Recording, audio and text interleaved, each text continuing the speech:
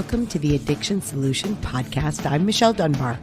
Enjoy listening and watching as addiction experts Mark Sheeran and I cover controversial as well as helpful topics on addiction, how to move past it, and other related subjects.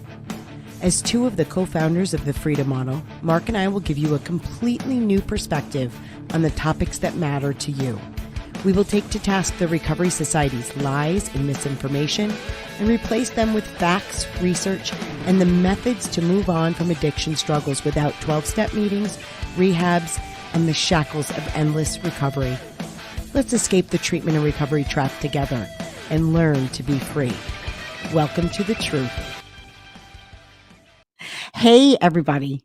Our goal has always been to provide you with a solution to addiction that doesn't require you to go to rehab, do any steps, or go to meetings. Or even be stuck on MAT regimens for the rest of your life either. And we built a workshop that we did last week and the week prior. We did 4 of them, and we picked the best one for you. And so it's a 2.5-hour workshop. It's called The Solution to Addiction. And it's amazing. We cover how to deconstruct your binge construct, why you do the things you do, because that's one of the questions we get all the time. Why do I keep doing this? And we give the answer for that. And we give the solution, a way out, a path out that makes sense. Absolutely. When you get the Solution to Addiction course, we now have it as a course, and you can go right to thefreedommodel.org. It's right at the top. It says the Solution to Addiction. When you get it, you also get the Solution to Addiction book that we just wrote and the accompanying workbook. And you get the Freedom Model for Addictions book and the Freedom Model for the Family as well within that course module. Yeah. So you literally have all the information, plus we teach you. And it's a really empowering, powerful course. It is. So go to thefreedommodel.org or go right into the Freedom Model mobile app. And you'll see that if you hit, I think, the Discover, you'll see that we have the Solution to Addiction there for you. All right, everybody. Take care. Hey, everyone. Welcome to the Addiction Solution. I'm Michelle Dunbar. And I'm Mark Sheeran. And we wrote, along with Stephen Slate, our colleague, the Freedom Model for Addictions. Yes. Escape the treatment and recovery trap. And first of all, I want to talk a little bit about our workshops that we offer. We have a workshop called the Solution to Addiction. It's now a pre-recorded workshop. It contains 2 videos. Each video is about an hour and 15 to 20 minutes long. And it has a book and a workbook with it that will help you fully identify and deconstruct your specific binge construct. And that's in regards to substance use specifically. Yes. Drugs and alcohol. And now we are offering the Solution to PMO and sex addiction as well. We have started a private Facebook group for those people specifically. So we're encouraging you, even if you're in the original Freedom Model group, to go and join if that is your issue, the PMO group specifically.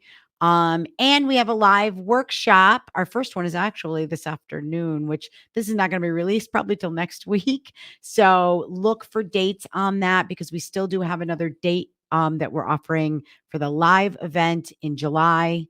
And then you'll also be able to purchase the pre-recorded event as well.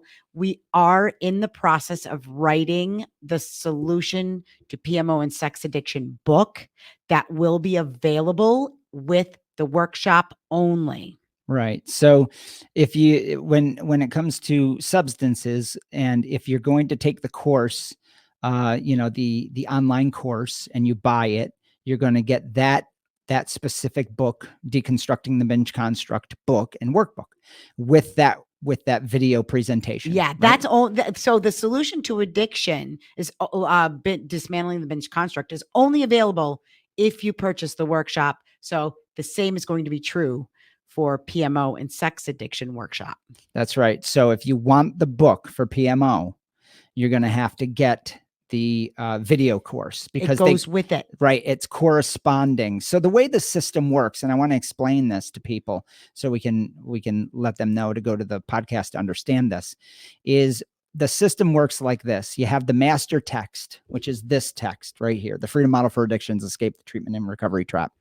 And then we have very specific solution oriented Yes. programs, workshops. These workshops are to apply the science of this book with a specific problem, whether it's substances, whether it's PMO, sex addiction. Eventually, we'll have one for gambling and other problems as well. So, but those specific courses where we're applying it with you over video, you get an extra book that applies to that presentation, that video presentation and workbook. Now, with PMO and sex addiction, we don't have the book done. I said, let's get the presentations done anyway. Right. Get the workshop out there for people. That's right. Now, if you take the course, the workshop in the next few weeks, you're not going to receive the book and workbook until I have it finished, but you will receive it because you're in our system. Yes, you're in our system, and we will let you know by email, okay, the book and workbook are now available. As soon as they become available, we will let you know first. But I would definitely advise, if you have an issue with PMO or sex addiction or whatever you consider those problems to be, to come and take the course. You'll get the book later. You'll get the workbook later. I am about halfway finished with it and it's going well. Yeah, don't wait for the book to get it. Get it now. You'll get it cheaper if you go to the live event anyway, because we want lots of people for the Q&As. Yes. And when you buy the pre-recorded version with the book and workbook, it's going to be a little bit more money. So hopefully that discount brings you in. Yes. All right. All right. So what we're going to talk about today. Oh, and if you want any of those workshops, you go to thefreedommodel.org. Okay. Yeah. I forgot to say that. Right. So what we're going to talk about today is this idea that if you struggle with an addiction or even, gosh, depression, anxiety, whatever it might be, that you need somebody else to tell you what to do, right? Yeah. That you need, because I want to talk a little bit about this powerless idea, because all of these problems kind of stem from that misinformation, from that mythology that I am powerless. I'm powerless over alcohol. I mean, that's the first step of AA. I'm powerless over drugs. I'm powerless over pornography. I'm powerless. When you attach powerlessness to volitional behaviors, that's kind of an all or nothing thing, wouldn't you say? I mean, you're really saying I'm powerless over my thoughts, powerless over my choices. Yeah. Well, what you really are doing behind that is the trick of these industries, and that is you're giving power to objects Yes. and ideas. You're giving power to basically meaningless things, which is a really odd custom. But humans do this a lot. Yep. And as odd as it might be, as disempowering as it is, humans like to push away the idea that they are responsible for their mind, their choices, and their behaviors. Because frankly, it can be scary. The risk of life can be really, really difficult. And so, so it's an attractive idea that there are mystical forces at work in pornography, or there's mystical forces at work when you drink and you feel that physical sensation of a buzz, and that you might need somebody else also to treat you, right? Right. To not only to treat you, but to actually guide you in your life, because somehow you aren't capable of doing that. Yeah, somehow the object has taken control, and we call this a compulsion. These are the terms we use: powerlessness, a compulsion. I'm compelled to use, I'm addicted. And all of these are predicated on the idea that the object contains some sort of power to take over your thoughts and your mind and your brain tissue and force you to behave in some way. Now, if we were run by our biochemistry, you're not. But if you were, there'd be some plausible belief that this is true, that you are taken over by substances, for example, because substances affect biochemistry. So if you're run by your biochemistry, my God, you probably need an intervention of some kind, because you probably would end up your brain changed. And, and we go down this rabbit hole. But the problem is this: you're not run by your biochemistry, you're run by your thoughts, which has nothing to do with biochemistry. Other than your thoughts will change your biochemistry. That's right. So the order of things matter. You think, and then brain tissue is involved. You think first, though, and that lives in the metaphysical realm of your mind. And so there's really nothing that another human being can do to treat you. They can't treat your thoughts and manipulate your thoughts any more than the drug or the pornography or the food or the gambling can. So now we're grouping a porn image or a beer or a needle and spoon along with the person that's going to change you and stop you from doing all these things are outside of you. Meanwhile, the thing that's running the whole fucking narrative is you, your thoughts, your desires, and your beliefs. I want to talk a little bit now. I want to kind of move this into the realm of, so if what we're saying is true, then why do coaching, right? Then why talk with someone about what's going on? Well, because there's a difference between, like, if you go to a therapist, there are some therapists that will tell you what to do, right? They'll guide your life. They'll be like, go do this, go do this, go do this, right? But a good therapist isn't going to do that. They're going to give you new information to consider, because ultimately the only way you're going to change is to change your mind about that thing that you feel like is controlling you. That's right. Right? So coaching, when you do coaching with someone, legitimate coaching, that's the goal, is to help you identify what your belief system is, what you value about this particular behavior or substance, and then help you challenge those beliefs to see if what you think is actually accurate or not. That's right. So this brings up, and I've mentioned this many times before, but the Socratic method is where, as a coach, and this is something we practice and train people on that are going to be our coaches, you're asking a lot of questions. So when I ask a question, it's designed for you to think about why you're doing what you're doing.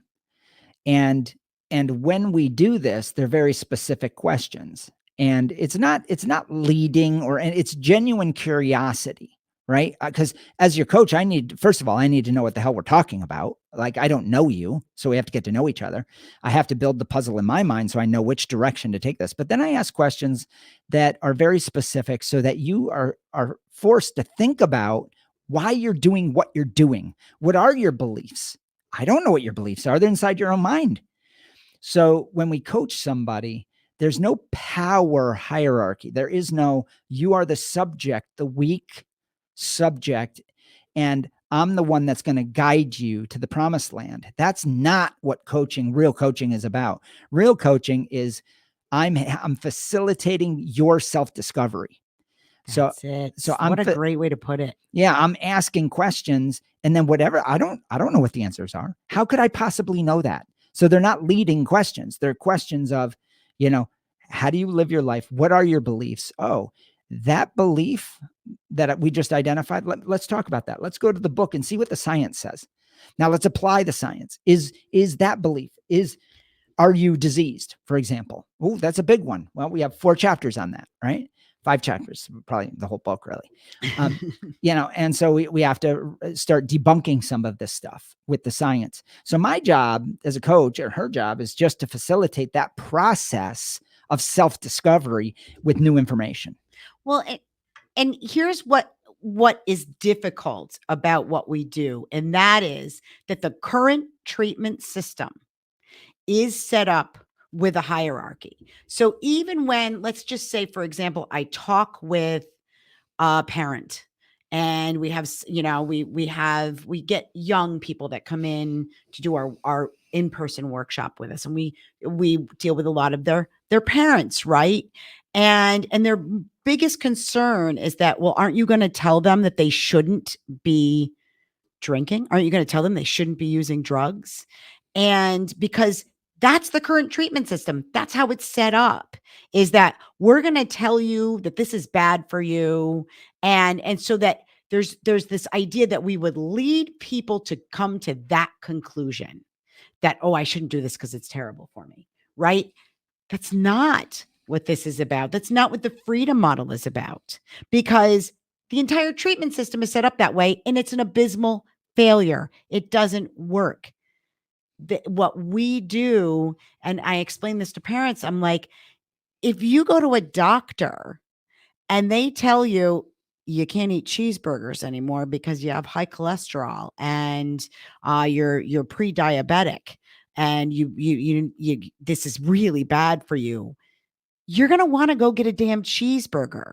Okay? Because if you start to think, oh, this is a bad food, I shouldn't eat it, it's taboo, it's going to kill me, well, you're almost building value, Not right? almost, you are building value. Right, you're building value in the Yeah. thing. Whereas the difference would be, hey, what do you like about cheeseburgers? You Yeah. really like them, don't you? Yeah, and what are the benefits of eating less of them? Let's talk about that. Let's talk. What is your belief about cheeseburgers? Do you actually believe that it makes you happy? How does this Yes. object? How have you maybe taken an object and built a little god out of it? You know, because some of us do that. I like cheeseburgers. He really does It's a like little cheeseburger. cheeseburger god. But here's I here, don't. I kind of all right. They're not great. now systems of control. I've often talked about the control model because I see things in a macro concept, but I see it everywhere. When I go to church, I see, the bishop comes in, he's got the red cloak, and then the priest has the black cloak, and the pope has the white cloak because he's closer to God, right? Now I'm making fun of my own church. I love the Catholic Church, but that shit is ridiculous, but it's all about power and money. So that's the part of the church that disgusts me. And when I go to the hospital, I see people absolutely victimized by the tyranny of experts in hospitals where they don't even know to advocate for themselves. You have the PA comes in, right? The physician's assistant, and they have the short coat, the short white coat. But then the doctor comes in, he's got the long robe coat.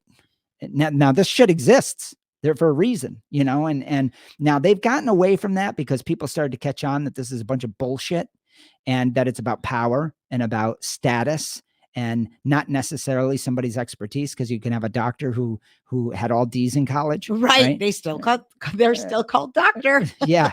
So what happens is, because of the power hierarchy, when it comes to medical tyranny, you don't advocate for yourself because you assume everybody knows, and you sit in the hospital all day waiting for somebody to tell you what's wrong with you.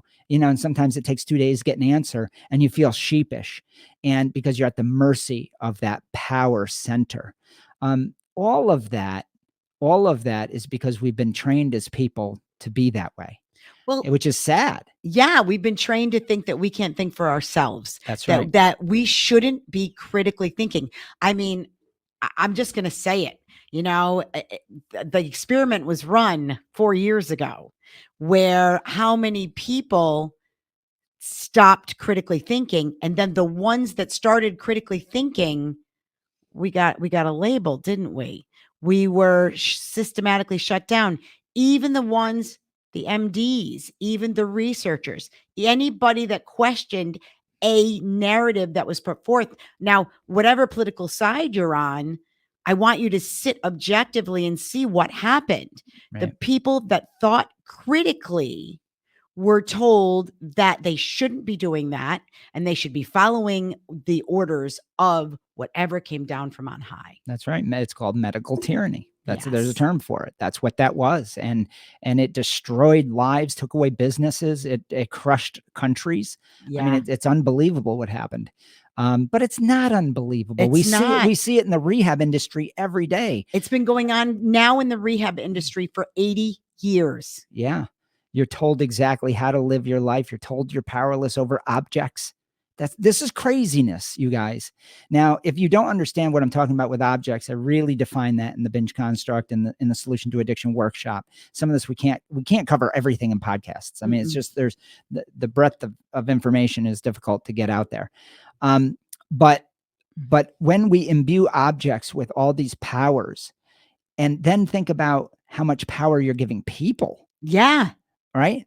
Other people, ironically, who are as fallible as you are, other people who may be struggling with the same things you are, right? You're giving those people power to tell you what to do. Can I tell you how many doctors and business leaders and even we've even had people come to the retreats that ran rehabs?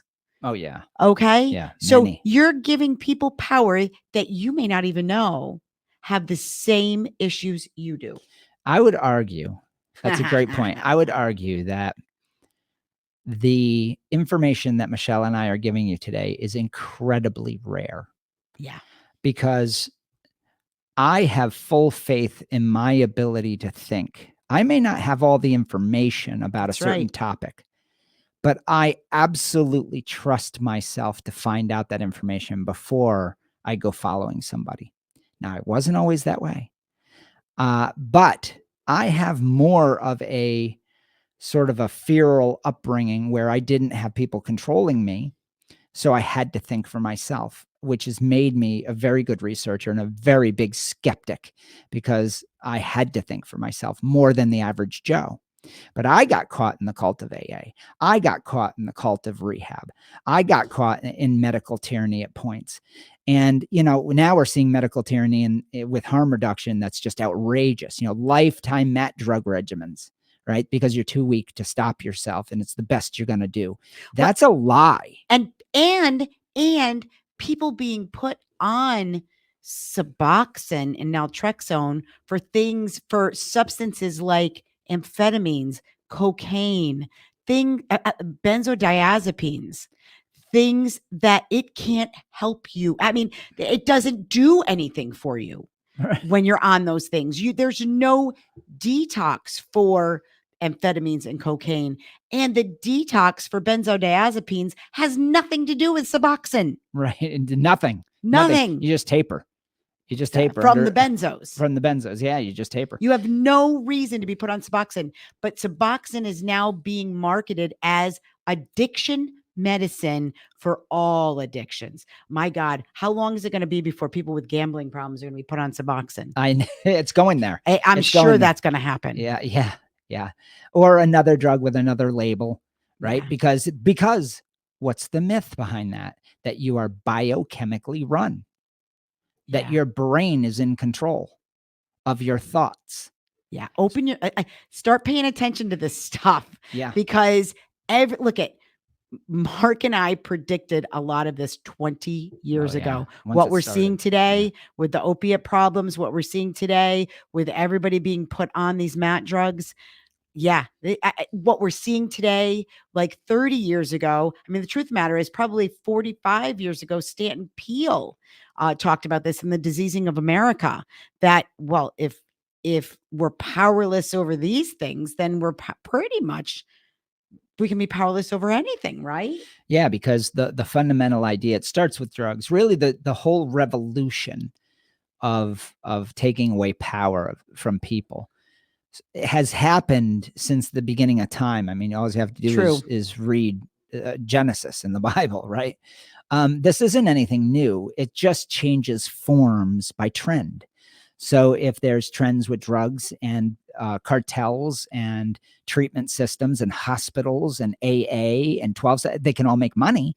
Well, then that's the way it's going to go. Okay. Yes. Now, if it was more socially apt to say that alcohol, instead of it being evil, is the good creature of God, as it was in the medieval times, right? That became the currency. So you see that drugs form various functions socially throughout the world for different purposes, but ultimately it's about control and money. And then outgrows now by demonizing drugs. Now you have a treatment industry where everybody there has the medical tyranny and takes over your life that way. And even if you don't go to rehab, you go to AA, and your sponsor is telling you that you got to do these weird ritualistic steps that have nothing to do with your preference for alcohol. It has all to do with spiritualism, and weird spiritualism at that, and recruitment for money again. So you see, it all comes right back to this system of control, and I call it the control model. I wrote about this in 2012 in a big piece about the control model versus, what do we call it? The freedom model. What is the freedom model? It's freedom to think, which is what every tyrannical type style thing hates. They don't want you thinking for yourself. Yeah. I want to talk a little bit. I just got to say a couple things to the people out there that are, IA is free, and and people, sponsors do this stuff for free. Well, number one, a lot of the trolls that we get from the 12-step program are people that work in the industry. So they don't do it for free. They may go to meetings, but they're still not doing it for free because they believe they have to be there serving you in order to get their sobriety, right? Yeah, it's the ultimate emotional pyramid scheme. It is. So, but they are doing that and participating in the cult to make money for the cult. Okay. Yeah, AA World Services Incorporated has money, right? Millions. These people, the people that work there are paid. They're well-paid people.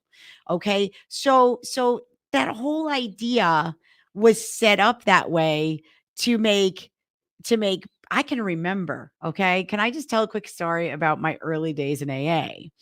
And so I went into AA, and immediately, of course, I'm love bombed by these young women. And, we had there was a group of young men, a group of young women, and I was part of the group of young women. And all of them ended up getting jobs in treatment. Okay. And they kept heavily recruiting me to get jobs in treatment. And well, I was this good little AA soldier. And I was like, it's not right for me to get a job in treatment because I'm supposed to be just serving. Right. So I took that to the extreme that I had to serve until it hurt. And then I became this AA doormat and sponsoring all these women who, got to stay in my home for free, got free groceries from me. But you were doing it to stay sober yourself because that was the bullshit belief that they instilled in you. That's right. That I have to keep doing this because for a couple reasons, right? Because I was this self-centered, selfish person, and that's why I drank. Complete load of crap. None of that is true. Okay. That I had to do it because if I didn't do it, then my disease was going to come and take me over.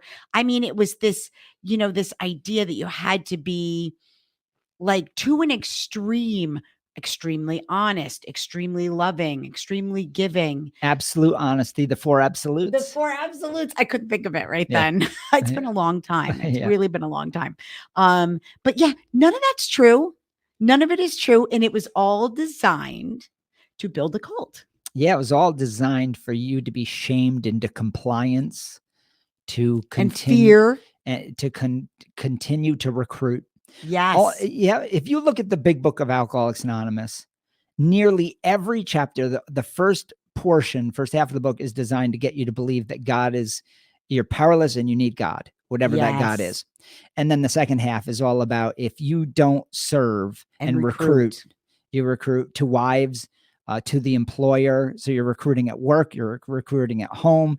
And then the rest of it is into action and basically a tremendous amount of shaming that goes on. There was a time I taught the big book so much. I was such a big book thumper that I could recite the entire book, all first 164 pages, sight unseen. I could start at page 1. He did. I watched him do it. Yeah. And I wish we taped that. I know. It was so fucked up because it was crazy because that's how much I was teaching it.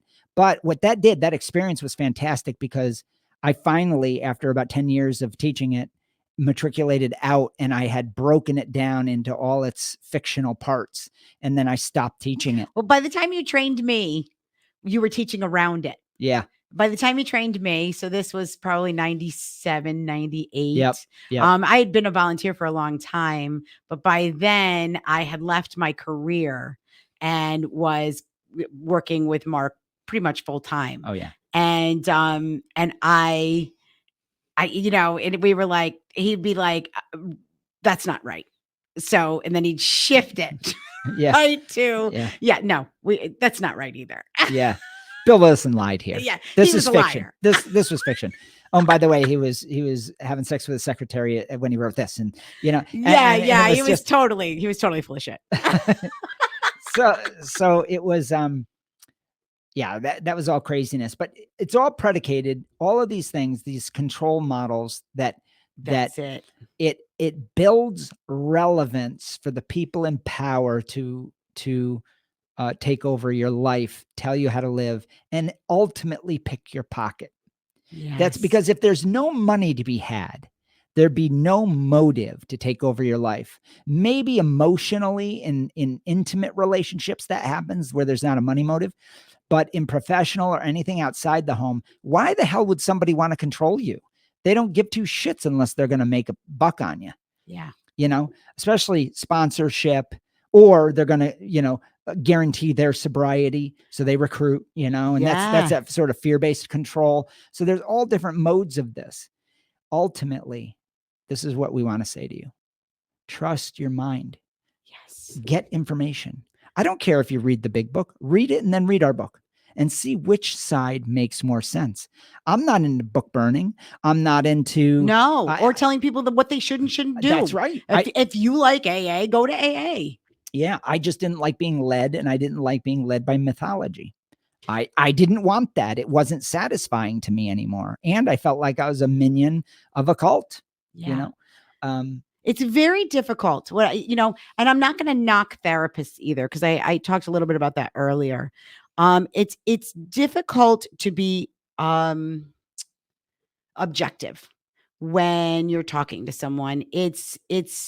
I got a call the other day from a woman who was calling about her spouse, and she really wanted him to stop what he was doing. And it's so, to be objective with, I understood her position, but I understand his position too. And I know the truth, which is, you can hate what somebody's doing all day long, but unless they decide they want to change, it doesn't matter. That's right. There's nothing you can do. There's nothing you can do. Right. So there's no control. There's no control. So when you're working with, like, if you go to a therapist, if the therapist is simply saying you need to do this because it's the right thing to do and it will fix you or something like that, question it. Question it, because ultimately it's the difference between like telling someone and letting them to come to the conclusion themselves, but with good information. That's right. That's the difference. And the only way to do that is to be objective when you're working with someone. So it's, for me, it's always a red flag if I'm talking, even if it's to a doctor, if I'm talking to a therapist, if I'm going to somebody for help and they just tell me, well, you should do this, I'll be like, tell me why. Tell me why you think that that's what I need to do. Do you know what I mean? Like, am I making sense? Yeah, I think that it's, I'll simplify it down to a real simple thing. When we do a workshop, we give you information. And people say, well, what should I do with that? And I said, well, you should learn the information and do with it what you want. Yes. What makes sense to you? Yeah. Because I can't know what's good, what you need in your life to be happy. Yeah. If you read this book, you're going to come to new conclusions for yourself. Now, you may read and suck at reading and comprehending. So then you take one of our video courses. And then in the video course, I don't know who you are. You're out there in the ether somewhere. I have no idea who you are. So my job, knowing that I don't know you, is to give you information. And then you take that information. Now, if I'm coaching you, that's not therapy. Therapy is a power hierarchy. You can't get around it because it is the therapist and there's you. And the implication is, you know more than me. Yes, you know better. You know better. So now you could say the same thing for coaching. So let's bring this all the way back around. The difference with coaching is I don't have anything to do with your life. My job is to give you this information and then figure out what it is that you're trying to figure out. I don't even know what you're trying to figure out when we come in cold. So I have to ask a lot of questions. And then I answer your questions usually with another question. And then I say, why don't you look it up? See how that applies to your life. Give it a try. Yeah. And here's something I want to explain too, because this is a hard thing. It's a very nuanced thing, and that is, so I'll have a family member say to me, "So you think it's okay that somebody drinks a fifth of scotch every night?"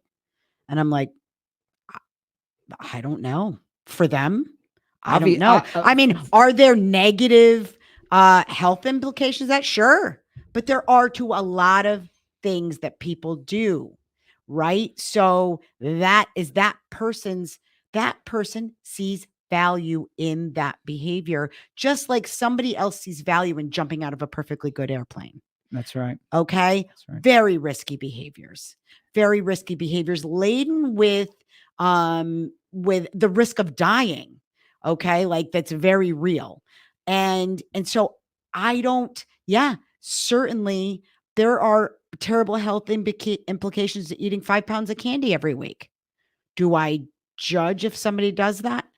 No, because it's not my life. Here's what's interesting. Everybody, every coach, every therapist, me and Michelle included, I'll go against something that Michelle said, but we agree.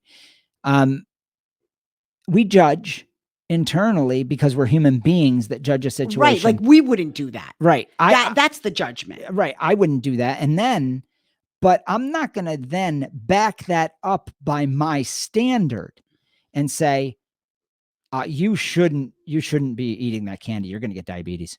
Right. And you do know that there's health risks with eating 5 pounds of candy, right? Now if I took my judgment, which is, geez, I wouldn't do that. I think it would kill me to eat that much candy, right? 5 pounds of candy a week or whatever. And I don't think I would do that. But if they say to me, they're looking into my eyes and they're saying, are you judging me? Are you fucking judging me? And here's the deal. I wouldn't do that, but a good coach will say, but you know what? I get why you do. I understand why you obviously do it. You see like value. It. Yeah. And you know what? I celebrate your autonomy. And when you understand autonomy, that is the difference between therapy and good coaching. Now, not all therapists can't do that. There are great therapists out there. And really what they are is coaches, though. Yes. At that point, they go into the realm of really coaching somebody and not being a therapist. They're just being humans, and they're saying you're entitled to do whatever the hell you want to do. And I didn't meet too many therapists that didn't prescribe, whether it was drugs or prescribe. I had one. Yeah. I had one too. One too. And she was a good lady. Her name was Jean, way back when I was like 15, but I only saw her for like 3 sessions because I was too busy. And living my life. But I guess the point is there are nuances, but if you start to feel controlled, you have to ask yourself, do I like this? Or judged. Yeah, judged. Do I like this? And is there benefit in being judged? Am I creating a situation in a relationship with my therapist where I want to be judged and I want them to tell me what to do? Sometimes there's benefit in that in the short term, and it takes the responsibility out from under your wing, and it's not going to end well because you're not living your life by the way you want to. You'll end up resenting that person eventually. But you may be going down that path for personal reasons that you see benefits in. Eventually, though, it all comes back down to you because you have to live your life and you have to live the choices outside that therapy room, And let's look at that because what we would do with the 5 pounds of candy situation is say, look, we get it. Tell us what benefits you get from that. Yeah. What benefits you get from that. We can look at the consequences later. We can look at the high costs you're paying, but they haven't stopped you. In reality, they haven't stopped you. So let's look at the benefits of doing that and the benefits of not doing that. of maybe going down to 1 pound of candy, or maybe eliminating candy altogether. What are these benefits? Are they real? Because I say this all the time, but people don't get it. A lot of people don't get it. And that is, you can like something and find it pleasurable and not do it to an extreme. Okay. So just the simple fact that I like a piece of candy is different than feeling like I need to eat 5 pounds of candy every single week. And what you're showing in that example is that when you eat the 5 pounds of candy, it's because you like it. And that's okay. It's okay, but It's why? That's right. But why? So when people say, yeah, but I just really love candy. Yeah, I like it. I like candy. I just love it. Well, no, you think you need it for certain things because nobody eats 5 pounds without a serious need. Right. So that's the point Michelle's making. There's value judgments with things that we partake in. If we casually go for a bike ride around the block and we skin our knee and there's cost to pay and we almost get hit by a car, that's different than the guy that goes and races the Tour de France, right? Yeah. So there's two big value judgments there. So when somebody comes to us and says, I have a drinking problem and I just like the buzz. Well, yeah, I just like it. That's bullshit. That's just flat out bullshit. Because you can like the buzz and do it once in a while. I enjoy a buzz about twice a year. Right. And so you're going to do it commensurate with how much you actually like it. Exactly. So if you're telling me I just like the buzz, and this is the example that Michelle's giving, but yet you drink a fifth of scotch every night or 2 bottles of wine every night, well, then you're just bullshitting yourself and me, and that's a waste of time. So as a coach, I'd say I think there's probably more to this. Do you agree? Now, I don't know. Maybe there isn't. Maybe this buzz is so just utterly alluring that you drink 2 to 4 bottles a night. Right? Magical. Yeah. I think there's more to it. Yeah. Magic. Now that is where judgment calls as a coach comes in. But I'm not telling you, here's the difference, not telling you stop drinking because it's bad. No, never. That's the difference. It is, okay, you came to me for a reason. You're confused or you wouldn't be talking to me. And you want to stop drinking 2 bottles of wine a night. So it's not just about the buzz. Let's explore. Yes. Let's see what's really going on. So there are a whole lot of people that want to be told what to do. The freedom model is probably not for them. That's right. Okay. That's right. And maybe we've even had people that hated AA and still came to the freedom model looking to be told what to do and what they should and shouldn't do, and looking to be told you need to stop drinking, or whatever it is you're doing. And so there are many different ways that people seek that. But really, what's behind wanting to be told what to do is you don't want to take responsibility. You want somebody else to take responsibility. The risk of failure. Right? And it's a bit of work to think critically.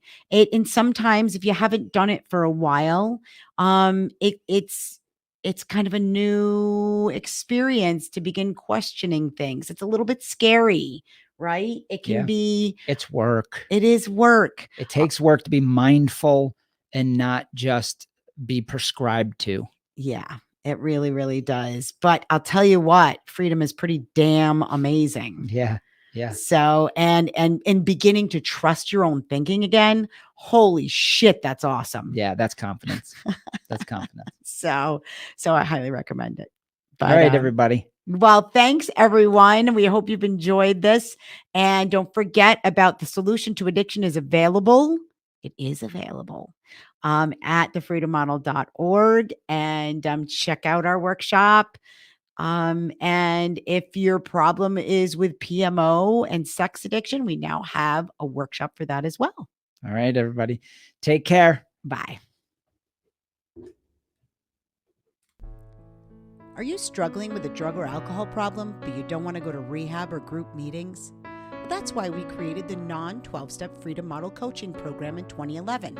Through video conferencing on Zoom or Skype, you can work privately with a certified Freedom Model coach from your home or office on your schedule. And here's the best part. With the Freedom Model, you'll never be labeled an addict or an alcoholic, and we won't tell you to go to 12-step meetings or hamper your life with endless recovery rituals. Instead, you can learn exactly why addiction isn't a disease and how you can solve the problem for good and move on with your life. Do you want to be completely free from your addiction? Do you want to never have to attend meetings, rehabs, or addiction counseling ever again? And do you want to solve your problem from the comfort of home? Then call us at 888-424-2626 to talk with a Freedom Model coach today and experience the Freedom Model difference.